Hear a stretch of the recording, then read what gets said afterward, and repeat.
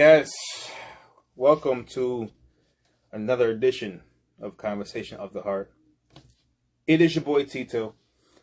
As always, we're doing the finale of the Caretaking to Takecare series. It's going to be an amazing conversation. It's going to be dope to kind of put this series to bed. So this episode rather is going to be about, estate planning, will planning, preparing for funerals,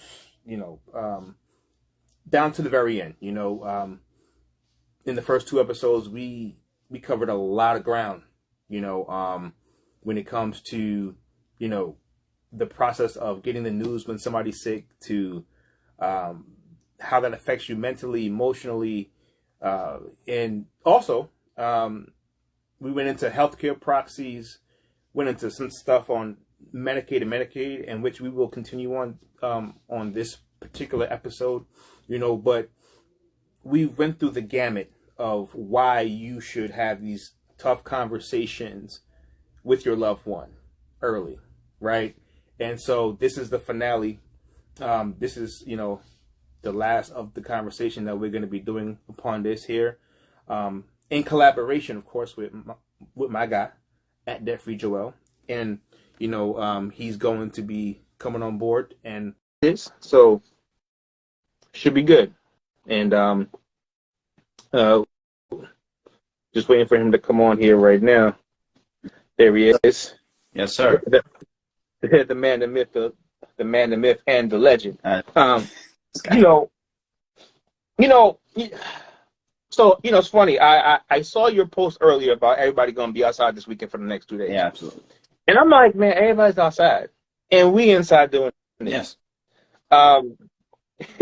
I guess we do have food at home because we're going to be in here doing this. So, definitely appreciate you, bro.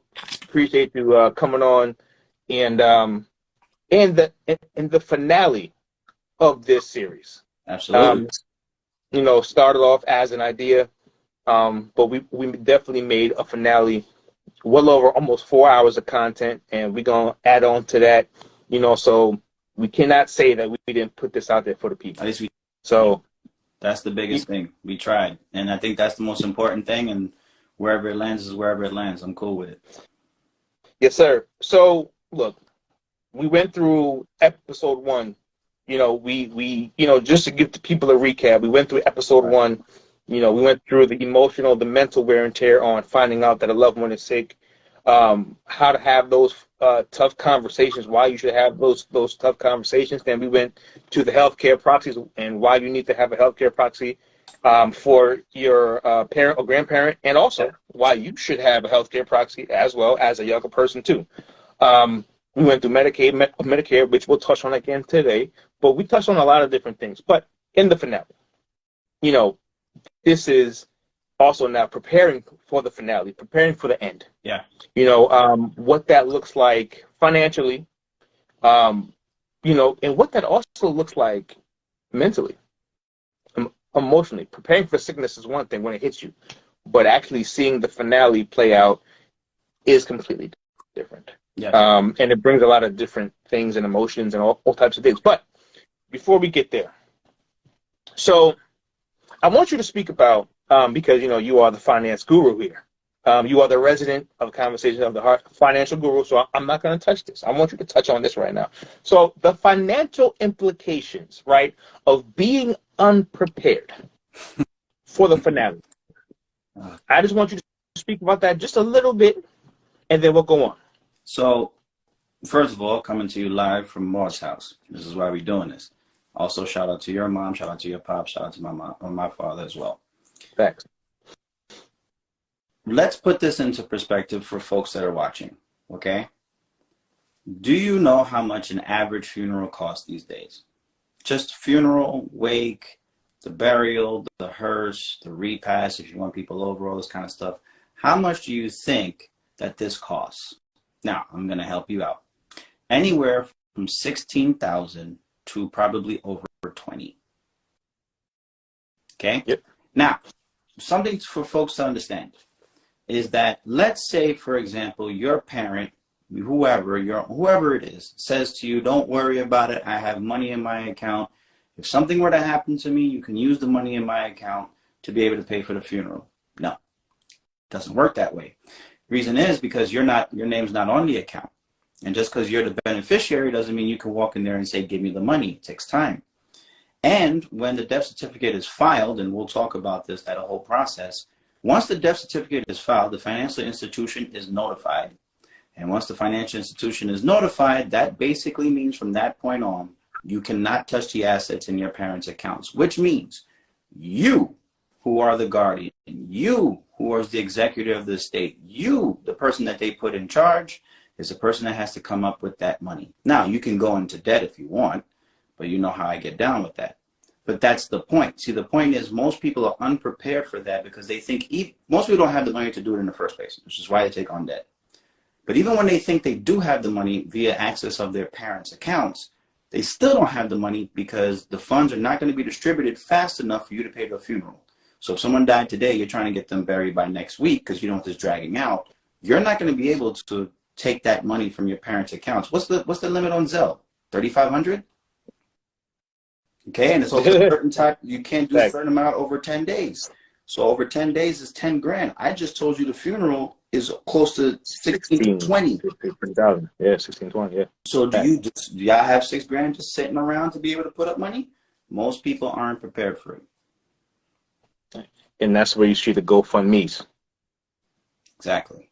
And other things.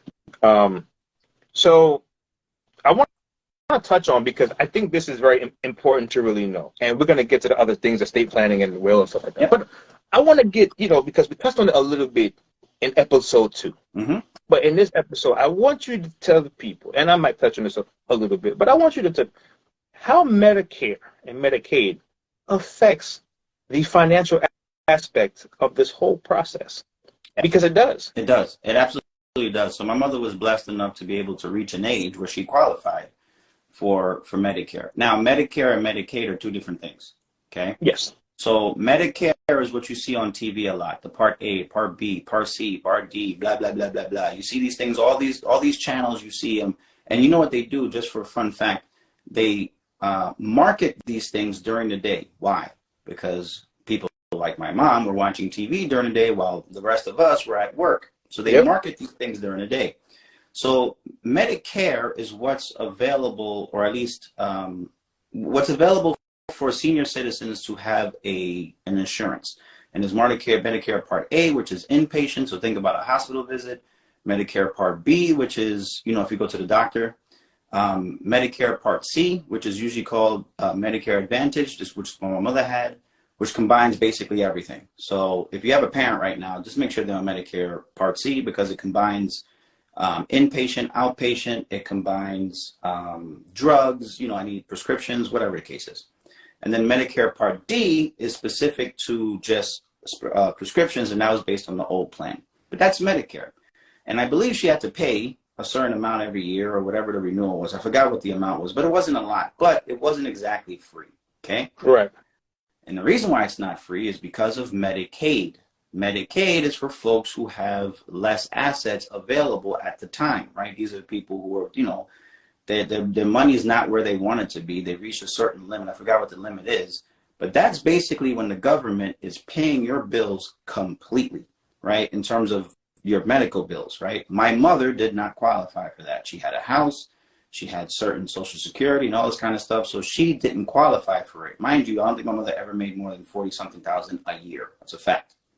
So she didn't qualify for it. The reason why Medicare and Medicaid are so important is that Medicare, let's say Medicare Part C, that's going to cover everything for your parent. But it's not going to cover the nursing home. Medicare assumes that you have the money to do those things, that you can take a mortgage out on your house or take a home equity loan and put your loved one in a nursing home if you had to. Medicaid is where you have someone who's of lower income. They can use Medicaid for a nursing home. So this is why when you do estate planning, I'm not exactly the biggest proponent of it. I'm not a proponent, but I don't understand estate planning the way I would like to. But this is why they tell you that when you do estate planning, people look 5 years back in your income to see if you can qualify for Medicaid. Because if you can, then your loved one can go to a nice nursing home, or if there is one, and you don't have to take the burden as a family. But that's one of the biggest things about it. Maud, right, my mother, had Medicare. Medicare was, all the doctor's visits, dental, everything's covered. But when it comes down to it, it's not all covered, because we still had to cut checks every single month when she had chemo. Fun fact. You still have to cut checks because it doesn't cover everything. But Medicaid, if you can get on that because of the lower income status, basically covers everything. So folks try to get on Medicaid, but it is pretty hard. And they're, I believe, changing the limits, I think, this week or next week or something like that. So, and I'm really glad that you brought that out. But also, so when it comes to when Medicaid, looking 5 years back at your parents' accounts, they will go through your parents' accounts and see certain things. Now, for a lot of our parents, not of course not your mother, but for a lot of parents, especially in the Black community, what they do is sell their house. Correct. Right, and they live off the money from the house for the rest of their days. That happens a lot. Yep. Right. Now, what happens is when you don't put that money in the estate, you put that money in your account, or not your account, but your parents' account. They put it in their own account. Right. And they go on with life as if, hey, c'est la vie, whatever will be, will be. Like, that's what will happen. Yeah. Now, let's just say they sold the house for $500,000, $600,000. Let's just say we're in New York, so we're being gracious here. Yeah. So now, 2 years later, let's just say life takes a turn, and we get that hit. Boom, something happens, right? Yep. Now, when it's time to for Medicaid to go back within those accounts and this and that and the third, it's not in an estate. It's in your parents' bank account. Now they're gonna look and say, well, Medicare's gonna look. They're gonna go through those finances and say, well, there's like $500,000 in here, so she should be able to afford. He or she should be able to afford. Yeah. What comes next? Yeah.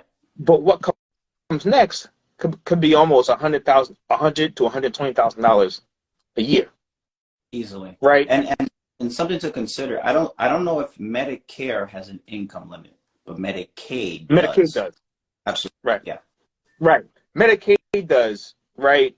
Because the thing about it is, a lot of rich people and wealthy people have been doing this for years. They put their money at some point, once they get to a certain age, they put their money in an estate. The kids handle it. So now, when they get to be a certain of age and that they need help, it appears that they don't have any money, but right. they do. You can do that. Yeah. I mean, I think when you say estate, I think you mean trust, right? Is that what you mean, or you mean? Yes. Yeah. Yes. Excuse me. Yeah. So there's a difference, right? When if someone has a lot of assets, what you can do, at least one of the options that you have, and this is conversation we probably can go into, like wills and estates, but yes, wills and trusts. But a trust is different, right? So maybe I'll start with a will. A will basically is you, before you die, telling your last. This is what's called the last will and testament. Right. That's you basically testifying to what you would want your assets to do. That's it. It's not a legally binding contract, by the way. Just because you have a will does not mean they're going to observe your will. But what you're doing beforehand is that you or your parent or whoever goes in front of a estate lawyer or whatever, estate planner, whoever it is. Right. You sign the will, and you have witnesses that are there to tell you and to tell the court if needed that you are not under duress, that you are not, being hostile, that you were of sane mind, that you knew what you were doing. So when you pass away, God forbid, that will and your estate goes into what's called probate. Probate. Right. And what happens is your lawyer, which is hopefully I would recommend just getting a lawyer to handle this. Don't do it yourself. Your lawyer is going to file the paperwork for the court and say, here's your will for, your mom's will, your dad's will. This is what their last wishes were. This is who they assigned as the executor. And, based on this documentation, assign this person as the executor so they can just do what they want with the will. Okay? The trust is different, though. The trust is when you have a lot of assets, houses and this and that, large amounts of cash, what a trust does is basically say, here's my money, take it from me, and put it in this vehicle called a trust. And that trust, you're able to dictate the terms of it. I'll give an example. So if a lot of you have kids, right? Let's say, for example, you're old enough, you're 75 or whatever, and you're looking at your estate and you say, you know what, I want a certain portion of my income to go to my grandchildren. You can put it in an estate and it can dictate when the money is going to be distributed to your grandchildren. So 20 years from now, right? But the key difference, and this is what Terrence talked about, is that when you do a trust, the assets come out of your name. So now you have no more assets, right? So this is outside of your 401k. This is outside of certain things. Yes. But your assets go into the trust, and that trust now is going to be it's not even your assets anymore. Is that you put a successor on who's in charge of the trust, but at the end of the day, it's already dictated beforehand. So that's what you meant, right? Yes. Which is if you put it in a trust, I don't know if it's true or not, but I believe it's a lot easier to apply for certain things at the end if it's in a trust, because it's not legally your assets anymore. But if you had to do it like, probably 5 years ago and all this kind of stuff.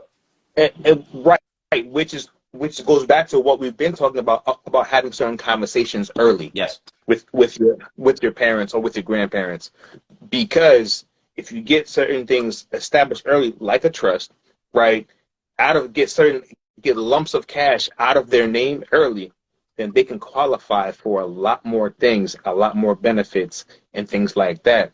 Because I just my mom was in a situation to where like she would have, being sick, like she could have been able to be eligible for a veteran's benefit because of my dad. Yes. Right. And they looked at her account and said, "Sorry, kid." Yes. Yeah. Right. Because one, her money was not in a trust. Right. And these are things that we were trying to bring up and bring out, right, in that situation. And for whatever reasons, older folks, right, stubbornness, things like that, just wouldn't do it. But now, wish you had, right? So this is why we're bringing this conversation out, because it's really needed for us to really kind of just, have these types of conversations for our community to be better. Yeah. And to put our parents, grandparents in better situations, right? Because it's what they deserve. It's their hard-earned money. Mm-hmm. Their hard-earned money that they've used and that they've earned down through the years. And it could be assets that they sold, right? Or whatever the case is, that should be protected. Yeah. Right? Yeah. And other people have been doing this for an immaculate amount of years. And right? There's something to it, too. Like, one thing I want to make sure we're clear about is that before you make a decision about that, right, whether you put in a will, whether you do a trust, whatever the case is, you probably want to make sure you talk to an estate attorney, estate planner, so they can walk you through the tax issues and all this kind of stuff. 100%. Because you may not need a trust. There's a lot of people who say, you got to put assets in a trust. And I don't think they understand what that means, right? So I'll give you an example. That woman over my shoulders, there's no way in hell this house is going in a trust. This is Maud's house. What do you mean I lose control of my house? My mother would have snapped on me if I even tried that. Now, probably would have worked out better tax-wise, all this kind of stuff, sure. But again, if you bust your ass and you've been working, for your house, there's a lot of emotion tied to it. A lot of people, like, they're not giving up their house. They just know it's going to their kids.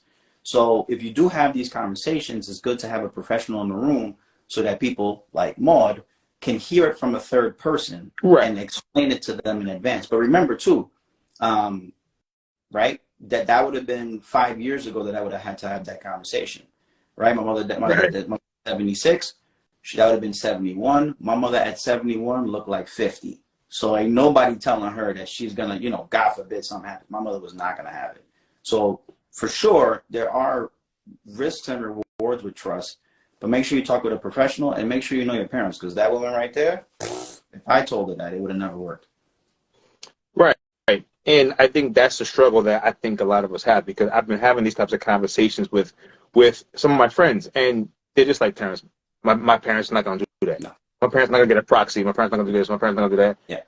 but it's like we've got to be able to at least cultivate these conversations so we could bring it to them, so we could show them the benefits of certain things. Yeah. Because it is still protections. And like I said, a trust may not be for everybody, but it could be for a lot of people. Because especially if you sell your home, because a lot of people, a lot of older folks sell their home and keep just hundreds of thousands of dollars in their account. Well, that's their retirement, right? Exactly. So the old way of thinking was that they didn't do pensions, right? A lot of the older generation kind of got into pensions towards the end. So our generation fully understands what a pension is, but your mom, my dad, they didn't know what a pension was. They may have signed paperwork for it and had no idea.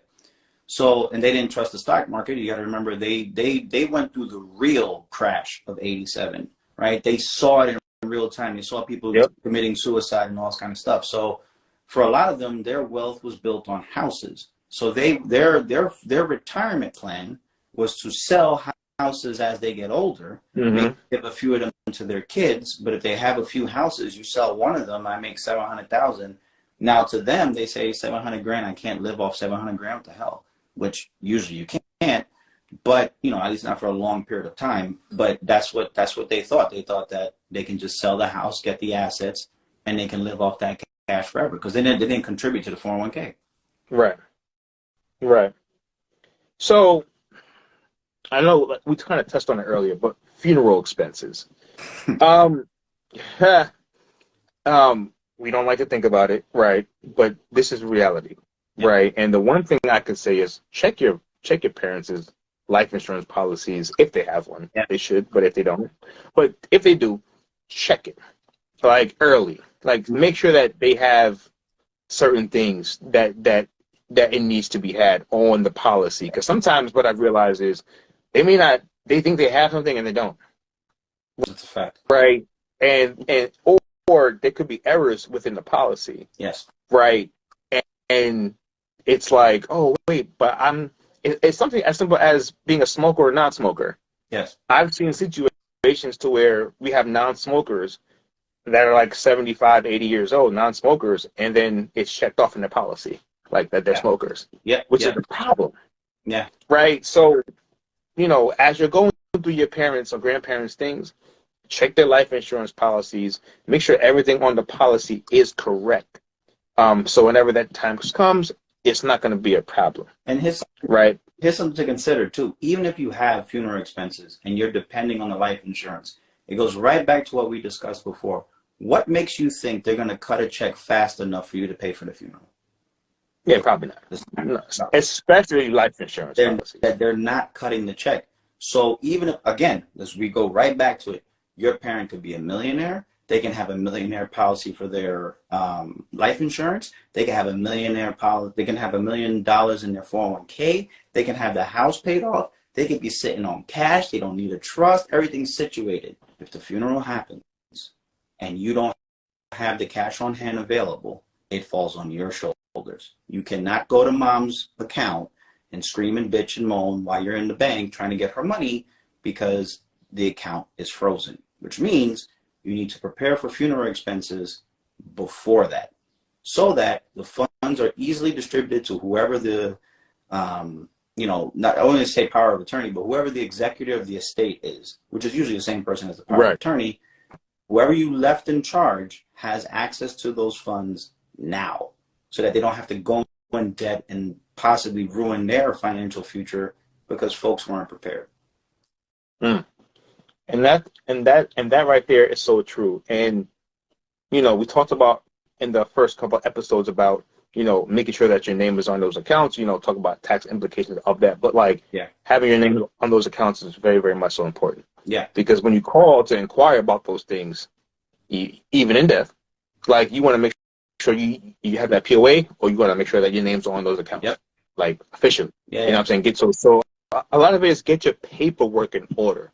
A lot of it, yes, there's a financial component, a big financial component of this, but a lot of this is administrative. It's free. Get your name on the accounts. Get your names on the accounts. Get your power of attorneys. Get your healthcare. Get these things in order. And all of these things are in preparation for the end. Or you're going to be scrambling, trying to amongst the heartbreak, amongst the mental anguish and emotional anguish, like you're gonna be in now financial distress, panicking, Yeah. trying to figure this out with your siblings, with your aunties, with your cousins, trying to figure y'all all trying to divvy up money, trying to get this thing done, right? When in reality, these are conversations that we should have had earlier on in life. Yeah. Right? Like when things were Prepared good. for. And Like, prepared for. Yeah. right, when things were good. Because you don't prepare when you're in the storm. You prepare when things, like you prepare beforehand. Correct. Right? Yeah. You know what I'm saying? So like if you're a bodybuilder, you don't just hop on the stuff when you about to compete in a week. Nah, bro, like that's preparation. Yeah. You be preparing for years for this. Yeah. For this moment. And that's where we want just, if you get nothing else from us, nothing else. It's just start the preparation early, right? Yes. Yep. Like, please, it doesn't take, like, if you start early, you can do things in bites, little bites here and there, and you can just attack things little by little, right? And get things done. Versus now, once things hit the fan and it's the grand finale, it's panic time. Yes. And that's right. The last time you want. That's the last thing you want to worry about is when someone you love passes away and you got to figure out how to get to the money. Do you understand? Like, we have all been there. The level of stress that you have when a parent dies and now we got to sit there and worry how we're going to come up with this money. And please understand, funeral preparations are not just financial either. You don't even know what they want. Do you know what church they want to go to? Do you know where they want to get buried? Do you know if they want to be cremated, or do you know like if they regularly want a traditional burial? Do you know if they want to be in a mausoleum? Okay. Do you know if they want a Christian mass? Do you know if they want to wake? Let's say, for example, if the person you love has been sick for a year and they lost, 70 pounds. Do they really want to be seen at the wake like that? Right? These are things that we don't have conversations about. I was lucky enough to have that conversation with my mother, so I had an idea of what she wanted. But many of us don't know. I was close to my mother to know, even if she passed away suddenly, I would have an idea, right? But people have certain preferences. My father is buried and cremated in Haiti. My mother is in a casket in a mausoleum in Brooklyn. See what I'm saying? Like or Queens. Like it's different compared to each individual person. So it's not just the financial aspect. It's also understanding what their last wishes are while you still have the time. Remember, a lot of people who become sick, they may suffer from dementia, Alzheimer's. So you may not be able to have that conversation at the end with them.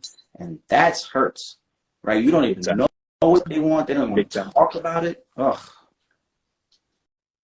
It's brutal. And yeah, and you're right about that, because it depends, of course, what somebody has. But when a lot of times people have strokes, people have dementia, Alzheimer's, things like that, and they're not the same person that you knew just a day ago. Yes. And that is the part that's scary when it comes to life and when it comes to real life situations.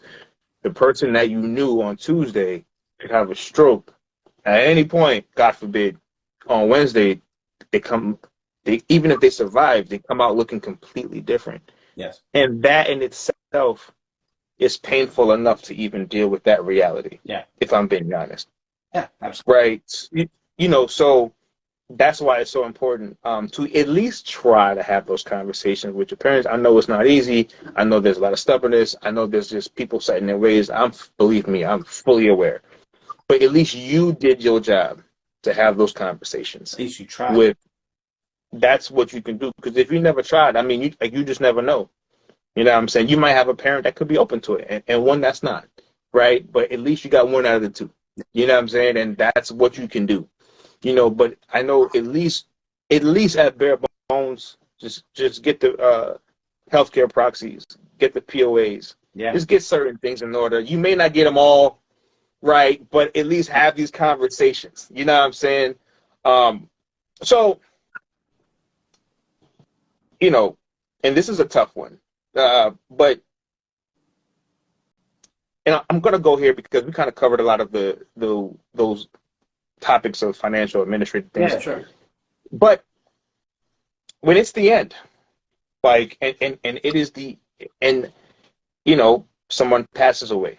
Mm-hmm. Mentally and emotionally, that takes a big toll on Yeah. on us or the person or whatever the case is. You've been through it twice. I've been through it once, and I'm on a path with. I'm not saying it's going to go that way or not, but just saying Get it's a different prepared. path, right? So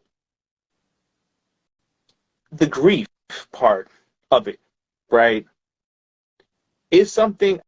It's something almost unfathom. You can't fathom the feeling, right? And so, how do you process? How do you process that? You know what I'm saying? I know it's different for everybody, but like everybody has different practices or different things that they do. Some people and I mean really process, because some people use work. They'll just say, I'm gonna work now 80 hours a week, and I'm gonna just do that. Yeah. Some people say, I'm gonna go to the gym to do that. Some people say whatever it is to mask the hurt, mask the pain. Mm-hmm. And some use work, some use alcohol, whatever your vices are, people will use. Yeah. Right? But let's just say if somebody came to you and said, hey, Joel, like, how do you healthily try to get through something like this? Right. Well, what you just said, right, which is important. Processing and distractions are two different things. Yes. All the examples that he just named, working, going to the gym, drinking, having sex with random people, going, like, whatever the case, whatever your vice is that you feel you're justified for, that specific thing is a distraction. It's not processing the feeling. Facts. Very important thing for folks to understand. Processing the feelings means that you have to be vulnerable. That means that you have to look it and accept it in the face for what the situation actually is. And what the situation is that person, for all intents and purposes, physically are no longer here. And that is a lot for people to handle. Me personally, I think you have to look at it in two different aspects. The first is when someone comes to you and says, how do you deal with grief? Everybody's different. But who are you to that person in their lives? So, for example, for me, with that woman, I was very close to my mother, and I was also the caregiver at the end. So me and my mother had multiple conversations, and I was able to accept a certain level of morbidity and mortality when it came to this, right? I always tell people my mother, in my personal opinion, died months ago, not in February, but like multiple, even when the diagnosis came, because you knew it was coming. You always knew it was coming, and your mom's physically breaking down and she's mentally breaking down. So the death part was long for me. So if you have the ability to be a caregiver, I do think that you're able to process it a little bit better at the end, because there's no regrets. If you do it right, there's no regrets. There's no, you gave everything you had. So I can walk around one's house and feel comfortable and keep my head up, and like, I'm not worried. My mother's not going to hurt me. You know what I'm saying? Like, I'm fine with it. For people who don't, right? Let's say, for example, there's a death. It's just instant, which is always the worst, right? I just saw this person and then they're gone. Number one, there's a very good chance you're going to need therapy. Let's be honest. You're not going to be able to process this. Not in today's society. Our emotional intelligence as people, and especially even as men, are not up to a point where we can deal with that, right? We didn't study these types of things when we were younger. We just knew how to put our chest out and handle our business, which I did. But at the same time, you're going to need therapy to be able to process it. If you're a person of faith, get on the knees and pray, because you're going to need all the help you can get, both physically, mentally, spiritually, emotionally. But I think the first thing you do is you have to breathe. You got to breathe. Like, a lot of people don't accept that moment. So that's why people, if you notice, they're at the wakes and they're at the funerals, and they cannot accept the person not being there. And that's one of the hardest things you can possibly do. But to me personally, I think one of the ways that I would approach it is, number one, you're going to need therapy immediately. Number two, when someone says you need to be strong for this person, bullshit. You don't got to be strong for nobody but yourself, because guess what? You're going to be hurt. I understand you don't want to show too much emotion in front of your kids and all that and break down in front of them, but you can still process it. But you have to accept the situation, and then It's a longer road. That road, look, my father's death took me, right? Like, it took a while, you Yeah. know what I'm saying? It took until I was done with the CFA to probably put that to bed. My mother's was probably going to be a lot quicker because of how involved I was at the end. You know, I don't think people really understand grief. I don't think, especially, and I'll say men. Yeah, we don't know. I don't think men really understand what it takes to process grief. If your father dies, your mother dies, it's not going to take you a year or 6 months to process. Like it, Yeah. This is a whole process of healing. It may not take you 6 years. You could have, grief grief is going to be for quite a long time. Right. And you can miss a lot of the things that you can no longer do with the person, right? Like for me, I miss certain things about my dad, and he passed in 2015. No, excuse me, 2016. And we're going on 7 years, right? Mm-hmm. And there's still things that you can it's 7 years, but you can still process, certain things in 7 years. There's certain things that you could process in year 1, certain things that you could process in year 2, certain things you could process in year 3. Heck, you may have a good year 4. But then now you're back saying, man, I thought I was good. Processing again in year 5, 6, 7, whatever the case is, right? Mm-hmm. And I think what a lot of men do is they internalize it, and it comes out as anger. Yeah. It comes out as a lot of just different things, right? Because anger is, for men, is one of the only acceptable emotions that we can show, right? Yeah. But what men need to have is other men that's either their age or either older or whatever the case is, to get around them too, a village, and say, I got you. I'm here for you. You can come and speak to me, talk to me openly, right? And I think that's a lost art. And I think men sometimes can have a problem with doing that, because we want to be the person. We always want to be on. We want to be the protector 24/7, 365, right? And that itself, I understand. It's like, I don't want to see my kids see me cry. And it's like, honestly, that could be the best thing for them. Yeah, because it normalizes it. It normalizes emotion. It normalizes feelings. It normalizes that it's okay, right, to actually let go and let it out. Yeah. Right. And what happens with men is you have a generation of men that didn't let it out. Now you pass that on to your sons, and then they don't let it out. And then they pass it on to their sons, and then they don't let it out. Yeah. Right. And what you also realize is you also bleed on the people who love you. Yeah. Right. Yeah. They get the brunt of all of your anger, all of your sadness, all of your grief. They get that. Yes. Right. And that's not fair to them. You know what I'm saying? So whatever it is that you do, and some people, and I'm gonna tell you this, and and this is my slogan: you can do God and you can do therapy. Yeah, they don't have to be separate. Yeah. You can do both. Correct. Right? Because some people, church, no, well, if I'm born again Christian or whatever, I mean, I don't need that. I could just pray it away. Like, listen, we got to step out of that. You know what I'm saying? Utilize prayer and utilize the gifts of therapy. You know what I'm saying? Now they have Christian therapy. Yeah. They have Christian therapists. I mean, you have all of it, yeah. So you have no excuse. You know what I'm saying? The thing is that there's a taboo when it comes to therapy, right? People look at you funny. Big stigma. Yeah, they look at you funny. They go, you all right? You sure? And you're like, I told people all the time, how'd you get it through with your mother? I was already doing therapy, so I was able to take that hit initially and handle it in real time, given the work of how to process things during that period.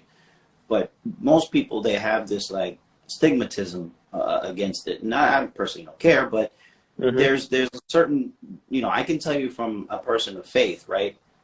What a lot of people will want to do is they'll say, no, God got me. He does. What you have to understand is that he's giving you vehicles on how to deal with it. So sometimes he may send a messenger in your life to tell you, look, prayer is good, but you may also need this as well, just to get you through a certain hump, a certain lane, a certain thing. And a lot of people will try to just rely on, going to church. Mind you, these people aren't there to actually pray really hard. They're just going to go. So they use it as an excuse. There's a stigma to opening up your feelings and opening up your emotions and talking about specific things from back in the day that may have triggered you. And people have a stigma towards it. You know, it is what it is. We're lucky now we're in a society where people are starting to accept it more.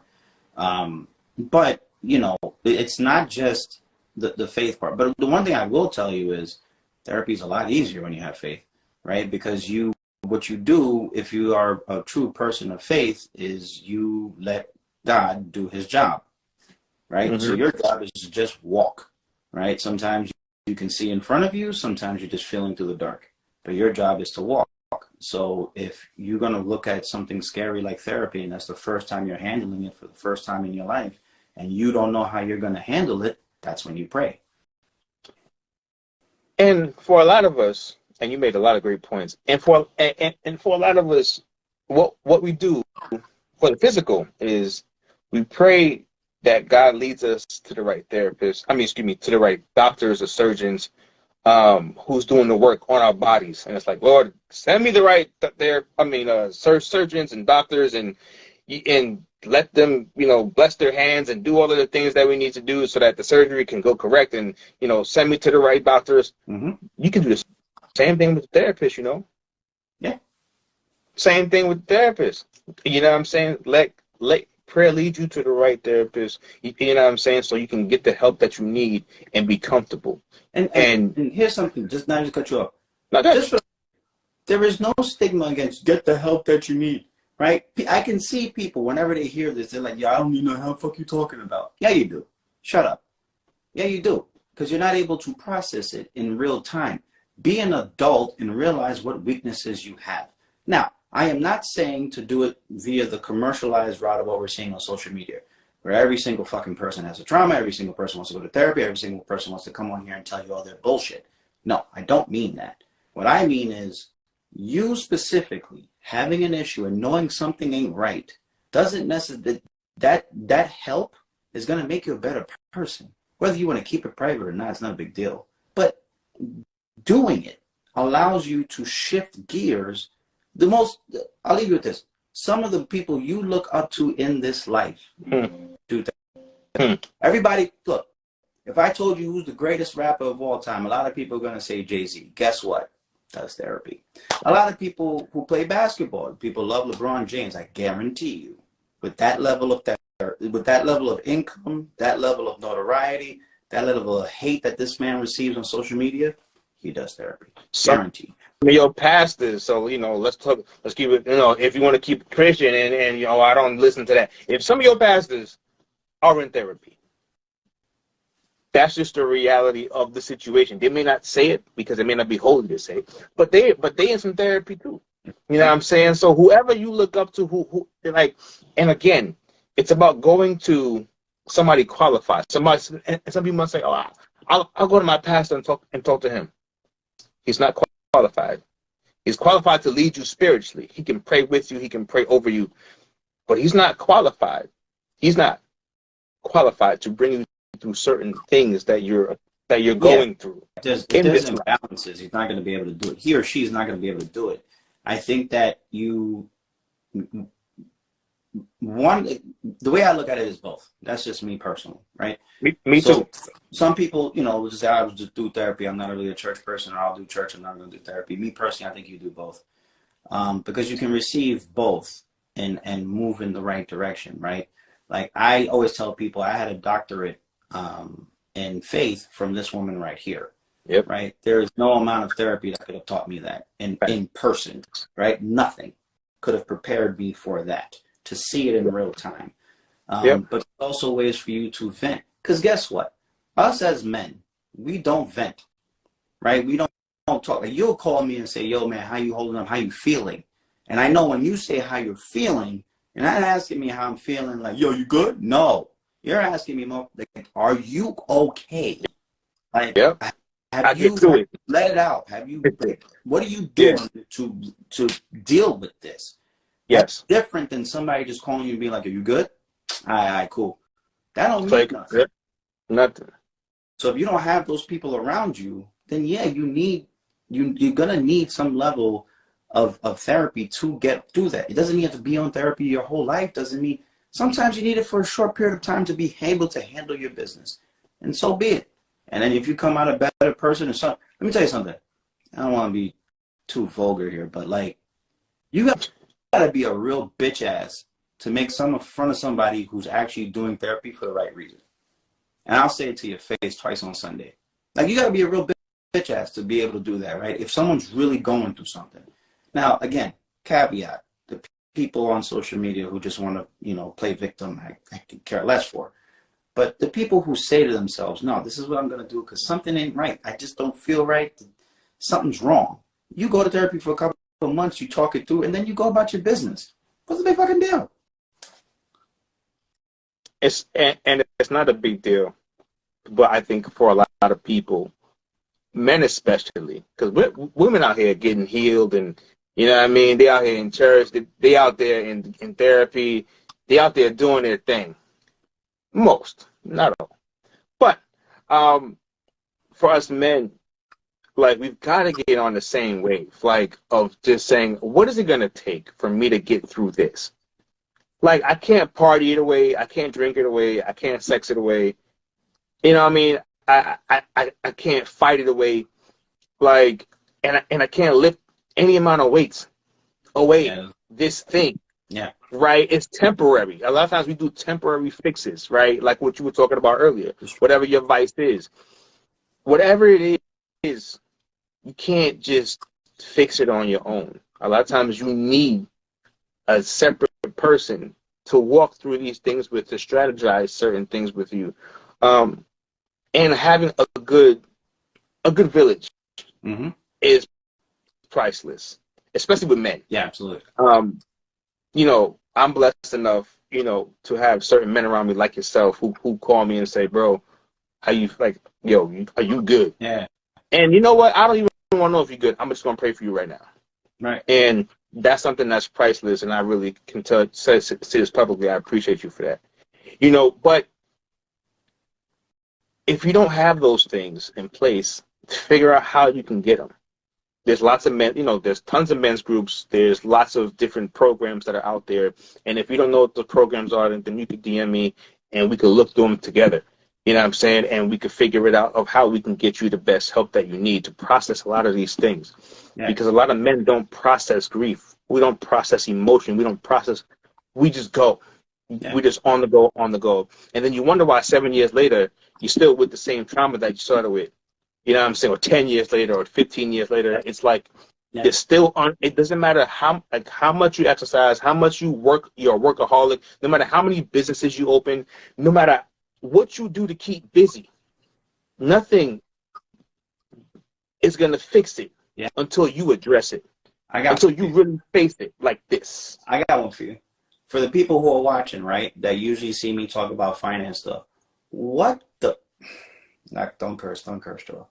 What do you think financial counseling is?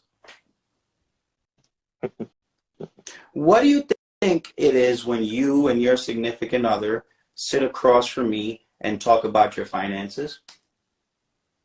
But what do you think that is? I'm listening to y'all problem, and y'all are telling me why this person sucks with money and why that person spends all your money. And then you have a mediator in the middle who talks it out with you to figure out a road forward. What do you think that is? It's just another form of therapy. I am not a therapist. I am not a counselor, but I understand behavior, right? We all have our things. So you're going to need help at some point with something. So get over it in terms of like the stigma. Now, again, I always use the caveat, not the bullshit you see on social media. I'm talking about honestly looking at yourself and saying, hey, do I need a check-in? Do I need a checkup or something? Maybe you don't. It's fine. No big deal. But if you do, if you feel it, if you start to understand it, you're making the same mistakes over and over and over and over and over and over and over and over and over again, get the help that you need. And then once you get the help that you need, then you can move on with your life. And you can be a better person than you were the day before. Isn't that the whole point of this? It is, but the one thing that prevents a lot of us from getting healed or better is our ego. Yeah. Like, that's a huge, honest thing. you know what I'm saying, that I think a lot of us, especially men, really go through is our ego and our pride. I don't want to let people know that I'm going through something. I don't want to bother people. I don't want to bother my mom. I don't want to bother my brother. I don't want to bother my sister, my wife, my girlfriend, whatever it is. Right? Like you don't want to do those things, right? But you're crumbling on the inside. Yeah. Crumbling on the inside. And you lash out. And it's like, yo, drop the pride. Yeah. Drop the ego. Yeah. Like in the Bible, of course, it says pride comes before a fall. Oh. Every single time. I don't care how much money you make. I don't care what your good things you got going on in your life. These are things that we have to address, as T.I. would say, expeditiously.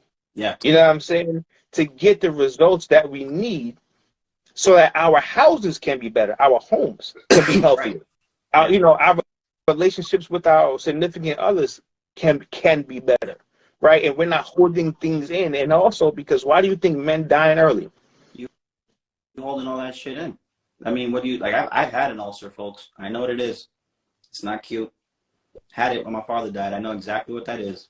I don't think people really, especially men, understand what can happen by holding stress in. No. Heart attacks, heart failure, blood circulation issues, aneurysms. Yeah. Like you said, ulcers. Mm-hmm. A lot of things happen within the gut. You know what I'm saying? Within your gut health, that is a direct result of stress. And then for a lot of men, they don't even go to the doctor. Yeah. Well, So, I got one for you, right? So something else for people to understand. As you deal with grief, so as you deal with a parent dying, a significant other dying, God forbid, a child dying, grandparent, whatever the case is, there are people around you who are not emotionally intelligent, but yet they want to help. So what they'll do is they'll take you out for drinks. They'll bring you to a strip club. They'll do whatever it takes. They'll talk the shit, whatever it is, to help you in that scenario. Those are good people, okay? They should not be looked down upon. The fact that they're trying to help you is important. It is your job to tell them how to help you, right? That's the key. So if you know that getting liquor in your system while you're extremely vulnerable and extremely sad about someone dying is going to set you off, you need to tell them, now we can't go to the bar. That is your job, right? Like, let's get some food. Or, nah, I don't want to do it. Let's just FaceTime. But it's your job to make sure you set that boundary so you can protect yourself. Too many times I think we see ourselves like the first thing we do when someone's sad is I'm as guilty as anybody else. If Terrence tells me something happens right now, I show up with a bottle, we sit down, and I guess we're going to be here a while, right? But that may not be what you need. But as a man, that's the first thing we go, all right, we got to be around. This is what we got to do, right? We got to talk this out. But that is your job. Those people are good people. They're trying. I hate when people who are trying to be better emotionally turn around and then shit on the people who haven't. And I think we're all guilty of it at some point. And but that's fine. This may not be popular, what I'm about to say, but we do this in the spiritual world too. Yeah, absolutely. The first thing they say is, "Oh, let me pray for you. Like, we gotta pray this away. We gotta do this." Like, what if for 1 second I need to be angry? What if for 1 second I need to process? What if 1 second I need to feel what I'm feeling? Yeah. And you over here beating me over the head with the Bible. Yeah. That's fair. You got one person beating me over the head with the Bible, one person beating me over the head with a liquor bottle. Yo, I don't need neither right now. I need to feel. I need to feel what I'm feeling. And too much we're told that what we're feeling is not right. It's not valid. You shouldn't feel like that. They're in a better place. They're this, they're that. Like, you need to pray more about this and that because, they're living in a place of glory. And then you got your other friend over here like, yo, let's go to this strip club over here because we could just take care of all this right here. Yeah. And you're like, bro, I don't need you. I don't need you. I don't need none of that. I need to feel. Yeah. And we're in a place where we don't feel, or we really want to just cover up everything with something. You know what I'm saying? Oh, like, like you said, liquor, Yeah. sex, Yeah. right?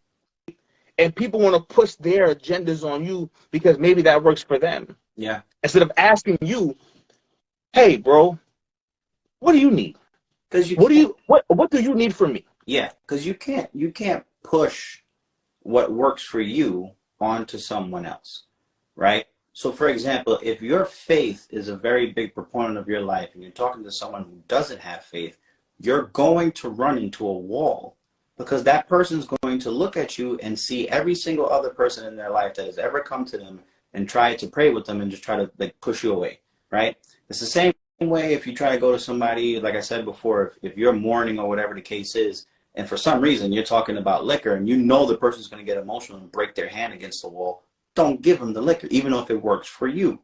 Now, it's a delicate balance, right? Especially if someone of faith, because at the end of the day, if that's what you know worked for you, it's like, dog, I have the solution. And then for someone, like someone's looking at you in the real time, like, I don't want to hear this right now, because even if you're right, I'm not open to receiving that message yet. And that's the Right. that moment is that moment. Yeah. And even when you're dealing with a person of faith, I am a person of faith for years, born and raised in it. My mom too. She that was the pillar of our household. But there were times in my life where I went through certain things so bad, I didn't want to hear nothing about no prayer. Yeah. I don't want to hear nothing about. I was angry at God, and oh my God, how could you be? That was the emotion I was feeling at that moment. Did I say it was going to last 365 days? No, that was what I felt at that moment. I don't need you to come here and tell me what I need to do about my faith with this and that and third. I need you to be there for me in the way that I need you to be there for me. That is it. Because people have to be allowed to feel what they feel. Now, like every emotion, you could be mad at God 1 minute because that was your emotion. Person just person just died, whatever the case is, they're sick, whatever you're going through. You know what I'm saying? Like, yo, God, like, why them? Yes. Why? Like, it, but that feeling may be fleeting after a week. But now if you got somebody coming in trying to beat you over the head with certain things, it's like, bro, like, come on. Yeah. My thing has always been when I have that conversation, I just use examples, right? So they, for example, someone comes up to you and they're like, yo, I'm so angry at God. I don't understand how this could happen to my mom, yada, yada, yada. This is bullshit. I feel like God's not in my life anymore. Every time I fucking pray, he's not around, da, da, da, da, da. And I always remind them, you do understand when, especially if you're a Christian, I always remind them, you do understand when Jesus was on the cross, one of the things that he said that we always look over is, my God, why have you forsaken me? Like, we always overlook that. Like, we always overlook that this man at that time was sitting there like, yo, where you at? Right? Like, to his own pops. We always forget that moment. Or the one that I always bring up too is like, before Good Friday, Holy Thursday, right? He goes and he prays in the garden. What is he praying for? He's praying to have all the stuff that's about to happen go away. Right. Right? Well, he's telling you, God's plan is a certain thing. He knows God's plan. And then at the end of the day, he's still trying to get out of it. But he says, I will be done. Right? Whatever you want me to do, I'll do. But if you could, take this cup away from me, please. And you have to humanize the conversation with people. You have to make them understand that it's okay to feel what you're feeling, because plenty of people have felt what you felt, including the person you're probably praying for. This can go for Muslims. This can go for people of Judaism. This can go Christians, Buddha. It doesn't matter. It's okay to feel what you feel. You just have to know when to have that conversation with somebody. Right. Sometimes they want it. Sometimes they do.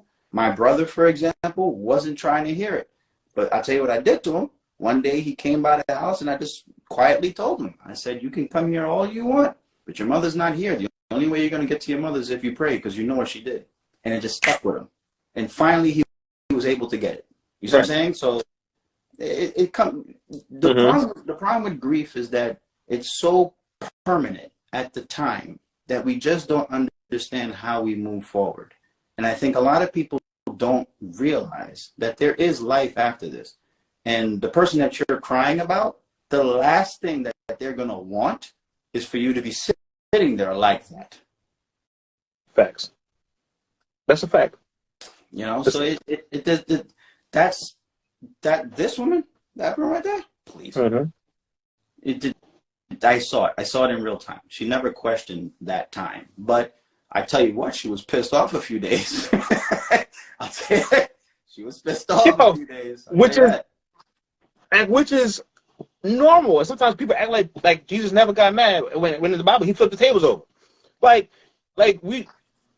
we've tried to push things on people to make us feel better sometimes. It's like, well, if I tell him this, then he'll get it. And it's like, bro, find out what your loved one needs. If you got somebody going through grief, find out just what they need. Don't push your agendas, because it's not about you. Yes. It's about your friend. Right. It's about the person that's grieving. It's about them and what they need at the time. And it's all about grace.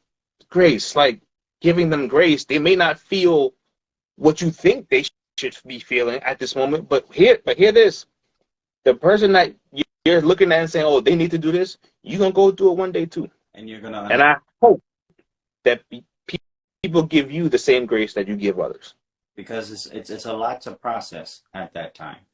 And I can tell you from a personal experience, like Raquel was saying, God gives you the grace to deal with it at the time that you're dealing with it. Not everybody has that moment to deal with it, because there's usually, the structure of relationship that you have based on your faith at that point may not be strong. So you're asking them to go down a dark road that they're not used to in a vulnerable position where someone just died. It's, that's not how our society is set up. There's a reason why, statistically speaking, that we're at one of the lowest points of faith in our country, right? That's a whole different conversation, but it's the truth. The truth is, you can see the trajectory that the people who claim that they're faithful, and then the people who love money goes in the opposite direction. This is not a coincidence. You can see it in the Wall Street Journal. So it's hard to have those conversations sometimes, but when you are the friend who's going through it, sometimes you give the person space. Sometimes you give them the ability, and you just ask, what can I do to help you? And from there, if you are the person of faith and you want to, speak God's word, because that is something you are commanded to do, you look for the right moment and you piece it to them, right? You don't just grab all these books and start beating Terrence over the head. It's not going to work. You ring them off. So you just got to, you still got to love your neighbor. As Christ loved the church. It's not that hard. I think people try to complicate it too much. And I think that's part of the reason that it's complicated for people, is that they forget, you just love. I don't care what religion you are. You just love the person for who they are, and you try to do the best for them, like Terrence was mentioning. At the moment of grief, ask that person what they can do to help. And if they don't know, one of the things I always recommend to people is, when they're done with it, send them to go get a massage. Don't send them to lick a bottle. Just send them to go. Who the hell doesn't like a massage? Somebody, okay, maybe there's a few of you, maybe you don't. A foot massage, something. Go to a spa, right? Treat them to that. Take them with you, for Christ's sake. But let them tell you what they need, and then you adapt along the way. And by showing grace and kindness, right, to someone, in turn, a lot of times when they've processed or have gotten through certain parts of this grief process, you'd be surprised that they might come back to you and say, hey, look, one, I appreciate you for being kind and thank you for doing what you did for me, but, how did you get through certain things? And now that gives you the door to talk about Christ, or to talk about how you did this or how you did that. It opens up dialogue, yes, right? Based off of how you treat other people in their time of grief and in their time of need. Yes. You know what I'm saying? Even if they're not ready to hear certain things at that time, they always remember how you treated them. Yes. And they'll come back to you and say, hey, you know what, you really did treat me well. Like, I really appreciate you at the time. Like, how did you get through this and how did you get through that? And what was your process? And then you can introduce your process to them. And if your process includes Christ, whatever the case is, then it's like, wow. Then the appetite, they might start to be a little bit more hungry, right? But not everybody's going to be at that space, especially in the beginning of grief. And in the beginning, you're dealing with so many different emotions. I know for me personally, again, I had the whole process of for a long period of time with my mother. So as things were happening, even, you know, again, I'm in the room when she closes her eyes for the final time. Like I saw everything.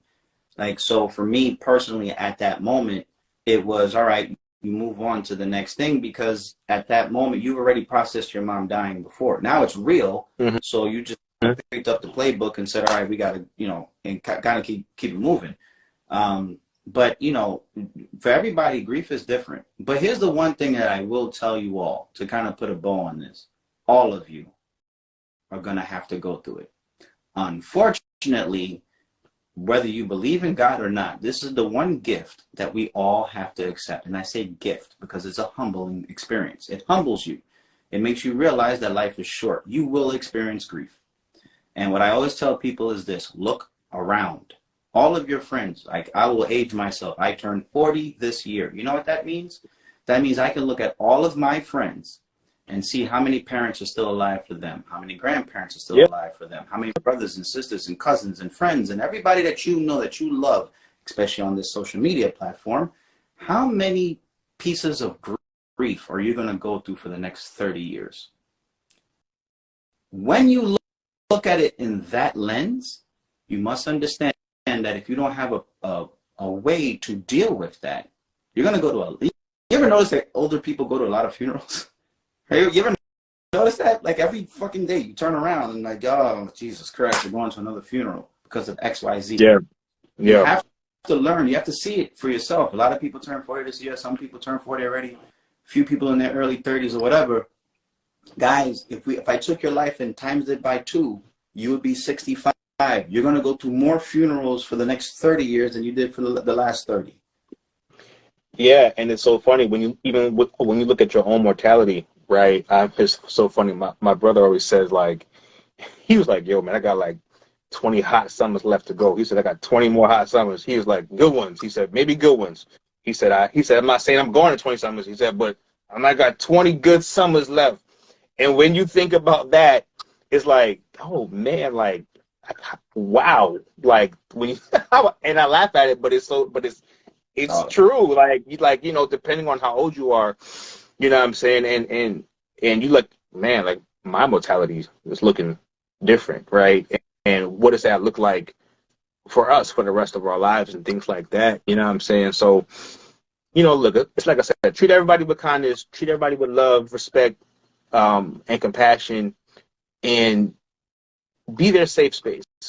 If you have anybody in your life that's going through struggling with grief, the best thing that you could do is just be a safe space, be an ear. Yeah. You know, absolutely. And everything else will fall into place. You know what I'm saying? But the one thing that we do, and I'll wrap it up with this, is unfortunately, after the funeral is over, a lot of people go and they go on about their lives, and they don't look back at their friend. They don't look back at their loved one, because life just goes on. Life moves, right?